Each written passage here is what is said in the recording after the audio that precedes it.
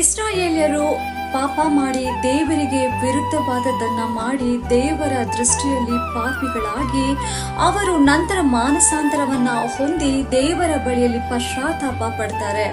So ಆ ರೀತಿಯಾಗಿ ಪಶ್ಚಾತ್ತಾಪ ಪಟ್ಟಂತವರಲ್ಲಿ ಯಾರ್ಯಾರೆಂಬುದಾಗಿ ನಾವು ಸತ್ಯವೇದದಲ್ಲಿ ಈಗ ಧ್ಯಾನಿಸೋಣ ಸ್ನೇಹಿತರೆ. ಸಂಸೋನನನ್ನ ನಾವು ನೋಡೋದಾದ್ರೆ ತನಗಿದ್ದ ಬಲದ ಕುರಿತು ರಹಸ್ಯಗಳನ್ನ ಹೇಳಿ ಪಾಪ ಮಾಡಿ ಕೊನೆಯ ಕ್ಷಣದಲ್ಲಿ ಪಶ್ಚಾತ್ತಾಪ ಪಡ್ತಾನೆ ದೇವರ ಬಳಿಯಲ್ಲಿ. ಹಲ್ಲೆಲೂಯಾ. ಇಲ್ಲಿ ದಾವೀದನನ್ನ ನಾವು ನೋಡೋದಾದ್ರೆ ಉರಿಯನ ವಿಷಯದಲ್ಲೂ ಹಾಗೂ ಉರಿಯನ ಹೆಂಡತಿಯ ವಿಷಯದಲ್ಲಿ ಪಾಪ ಮಾಡಿ ನಂತರ ದೇವರ ಬಳಿ ಬಂದು ಕ್ಷಮಾಪಣೆಯನ್ನ ಕೇಳ್ತಾರೆ.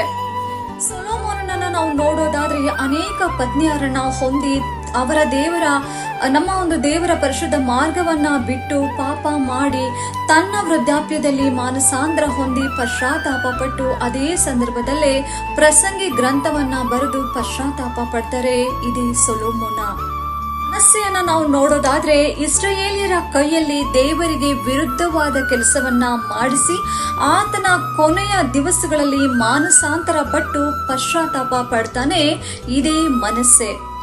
ಪೇತ್ರನು ಯೇಸುಸ್ವಾಮಿಯನ್ನು ನಾನರಿಯನೆಂದು 3 ಸಾರಿ ಹೇಳಿ ಪಾಪ ಮಾಡಿ ನಂತರ ಮಾನಸಾಂತರ ಹೊಂದಿ ಪಶ್ಚಾತ್ತಾಪ ಪಟ್ಟು 3,000 ಜನರನ್ನ ದೇವರ ಮಂಡಳಿಗೆ ಸೇರಿಸುತ್ತಾನೆ ಮತ್ತು ದೇವರ ರಾಜ್ಯದ ಕಡೆಗೆ ಕ್ರಿಸ್ತನ ಕಡೆಗೆ ಅನೇಕ ಜನರನ್ನ ನಡೆಸ್ತಾನೆ. ಇದೇ ಪೇತ್ರ.